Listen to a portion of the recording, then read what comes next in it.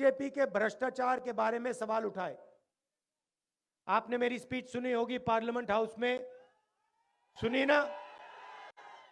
मैंने सिर्फ एक बात पूछी। मैंने नरेंद्र मोदी जी से पूछा, मोदी जी आपका अदानी जी से रिश्ता क्या है?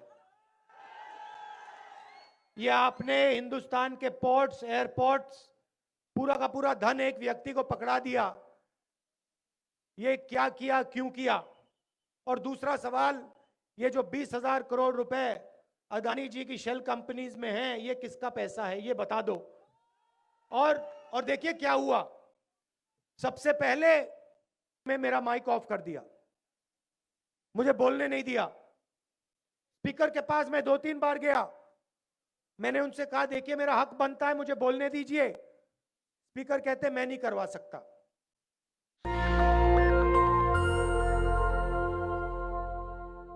दुख की बात है कि आज पूरे हिंदुस्तान में आरएसएस और बीजेपी के लोग लोकतंत्र पर आक्रमण कर रहे हैं।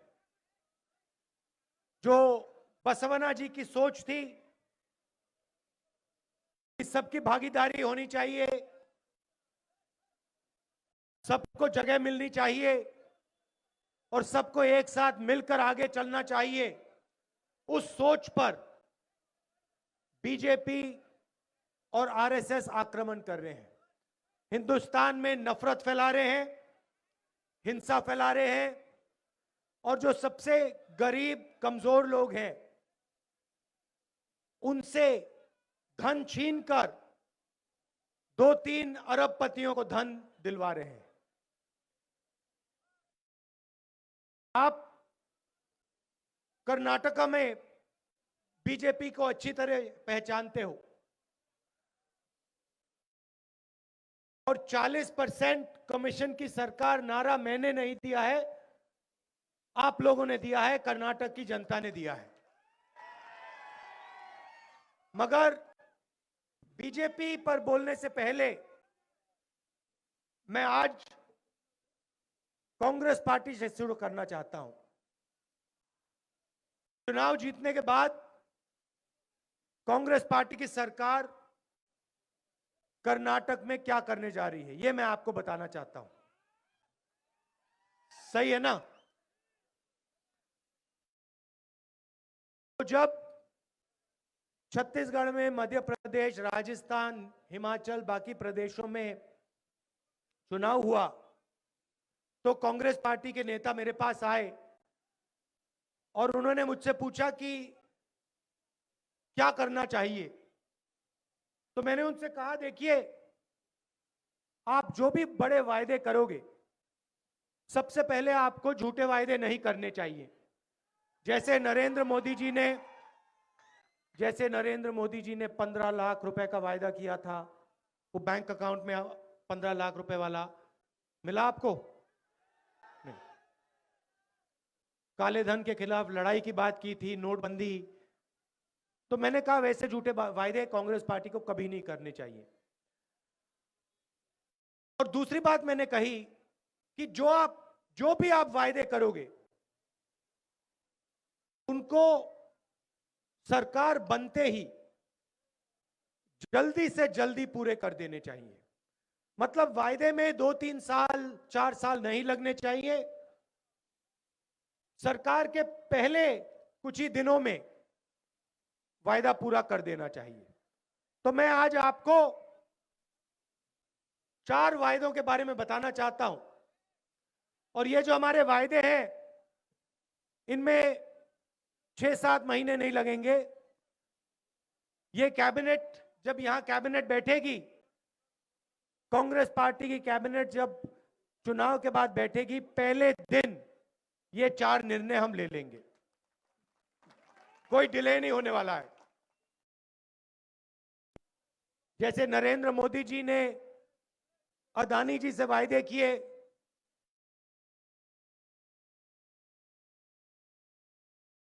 एयरपोर्ट देने के वायदे,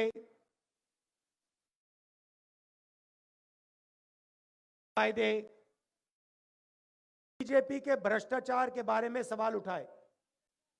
आपने मेरी स्पीच सुनी होगी पार्लियामेंट हाउस में, सुनिए ना, मैंने सिर्फ एक बात पूछी।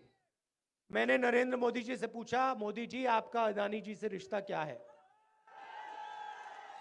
ये आपने हिंदुस्तान के पोर्ट्स, एयरपोर्ट्स, पूरा का पूरा धन एक व्यक्ति को पकड़ा दिया। ये क्या किया, क्यों किया? और दूसरा सवाल, ये जो 20,000 करोड़ रुपए अदानी जी की शेल कंपनीज में हैं, ये किसका पैसा है, ये बता दो। और देखिए क्या हुआ। सबसे पहले मैं मेरा माइक ऑफ कर दिया, मुझे बोलने नहीं दिया। स्पीकर के पास मैं 2-3 बार गया, मैंने उनसे कहा देखिए मेरा हक बनता है, मुझे बोलने दीजिए। स्पीकर कहते मैं नहीं करवा सकता। ठीक है। उसके बाद मुझे लोकसभा से डिस्क्वालीफाई कर दिया। ये इतना डरते हैं कि मैं पार्लियामेंट में, लोकसभा में भ्रष्टाचार के बारे में इनसे सवाल पूछता हूं, इसलिए इन्होंने मुझे लोकसभा से निकाल दिया। और कर्नाटक में तो आप जानते हो 40% सरकार, 40% कमीशन। जो भी आपको करवाना हो, चाहे वो छोटा काम हो, बड़ा काम हो, अगर आपको कर्नाटक में सरकार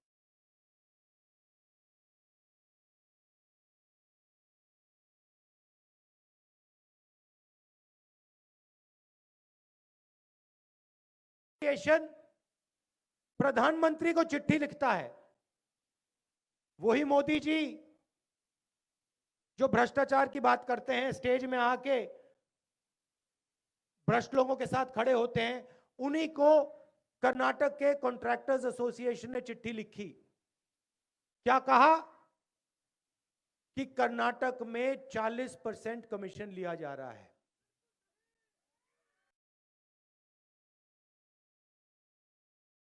नरेंद्र मोदी जी ने चिट्ठी का जवाब तक नहीं दिया, एक लाइन भी नहीं लिखी कि आपकी चिट्ठी मुझे मिल गई, जवाब तक नहीं दिया। मैसूर सैंडल सोप कॉर्पोरेशन में करप्शन स्कैंडल होता है, एमएलए का बेटा 8 करोड़ रुपए के साथ पकड़ा जाता है, जॉब स्कैम होता है, पुलिस सब इंस्पेक्टर को 80 लाख रुपए रिश्वत दी जाती है, असिस्टेंट प्रोफेसर जॉब स्कैम होता है, assistant engineer, junior engineer job scam होता है, और प्रधानमंत्री एक शब्द नहीं बोलते। भाषण में कहते हैं कि मैं भ्रष्टाचार के खिलाफ हूं, मगर जब कर्नाटक में 40% कमीशन लिया जा रहा है, कॉन्ट्रैक्टर एसोसिएशन उनको चिट्ठी लिख रहे हैं, तो प्रधानमंत्री एक शब्द नहीं कहते। ये सच्चाई है। और इसीलिए आपको देखिए 40% कमीशन लेते हैं ना, इस बार इनको 40 सीट देना, 41 नहीं देना। और आप जानते हो ये जो इन्होंने पैसा चोरी किया है, 40% जो इन्होंने लिया है, आप जानते हो इसका ये क्या करते हैं? ये आप ही एमएलए खरीदते हैं, आपके ही एमएलए को खरीदते हैं। तो एक बात याद रखिए, इस चुनाव में कम से कम 150 सीटें कांग्रेस पार्टी को दिलवानी है, क्योंकि ये पूरी कोशिश करेंगे, एमएलए को खरीदने की कोशिश करेंगे। बहुत जरूरी है कि फुल मेजॉरिटी के साथ आप कांग्रेस पार्टी को यहां जिताओ, खंडरे जी को जिताओ, बाकी कैंडिडेट्स को जिताओ।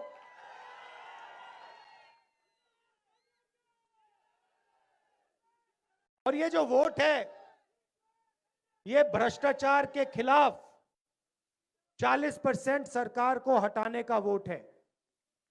इन लोगों ने पिछले 5 साल में सबसे पहले आपकी सरकार आपसे चोरी की, एमएलए को खरीदा, और जो आप सरकार चाहते थे वो सरकार नहीं देने दी। नेशनल दस्तक की आपसे गुजारिश है कि अगर इसको बचाना चाहते हैं तो नेशनल दस्तक को सब्सक्राइब करने के लिए रेड कलर के सब्सक्राइब बटन को दबाएं, फिर बेल आइकन की घंटी दबाएं। नेशनल दस्तक को बचाने के लिए बहुत जरूरी है कि हर खबर को शेयर करें, लाइक करें, कमेंट जरूर करें।